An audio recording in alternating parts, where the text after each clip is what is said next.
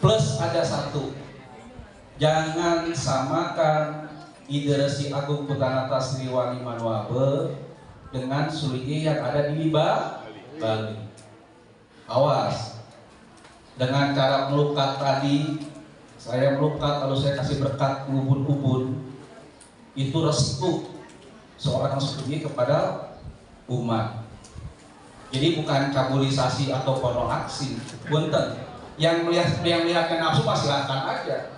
Kan yang bodoh yang lihat, yang melakukan kan tidak ada niat itu. Blessing yang ada untuk umat agar jenananya, pemahamannya, sucinya hidup. Paham ya? Makanya sekali lagi mohon izin itu kalau di Pura Amarga Kesana Jati selesai pelukan saya masih peluk. Dari yang kecil sampai yang besar saya peluk. Kenapa? Itu vibrasi seorang Suli harus nempel pada mereka. Karena pengetahuan Hindu di tata Jawa Barat sudah mati. Nggak ada kehidupan lagi untuk Hindu di Jawa Barat. Punten para lun ya mak.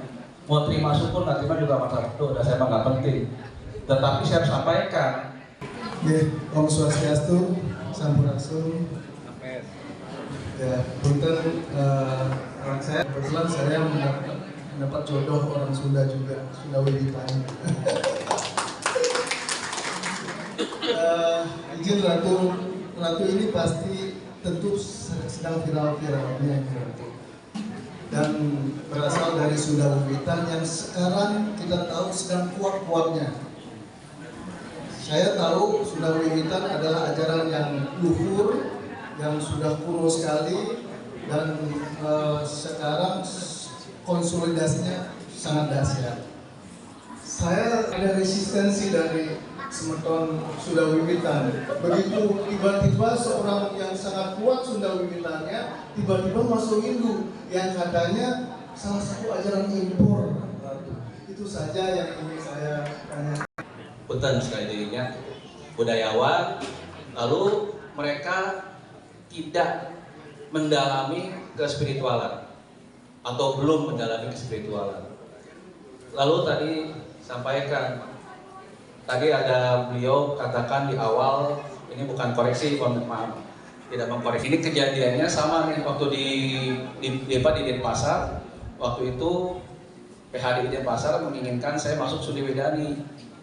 Keributan terjadi di situ. Saya bilang, hak kamu menghindukan saya siapa? Saya lebih Hindu daripada kamu. Saya bilang gitu. Karena Hindu yang kecil ditanamkan itu. Kalau udah 20 tahun Bapak udah nggak aktif lagi. Anak-anak kecil dikenalkan bagaimana budaya, bagaimana tradisi, bagaimana Hindu, bagaimana Tuhannya, dia menemukan Tuhan. Maaf, hari ini saya bertemu dengan Tuhan yang luar biasa. Boleh nggak saya kasih lihat Tuhan saya siapa? Mau tahu nggak? Mau nggak? Gitu atuh. Tuhan saya nih, di depan saya itu Tuhan saya semua. Fungsinya sebagai resi, karamaan, keresian, karatuan.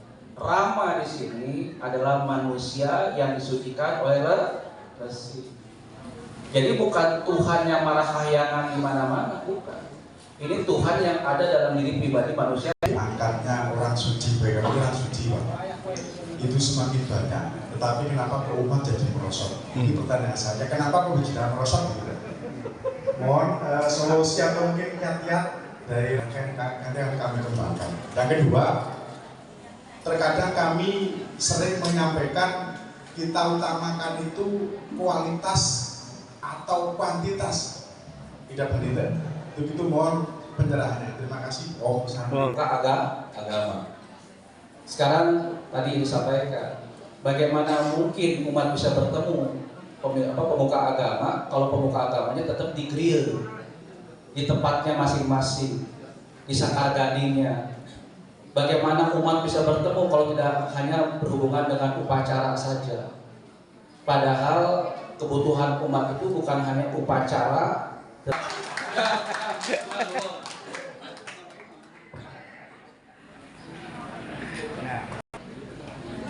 Manusia itu satu pun tidak ada yang mau disalahkan.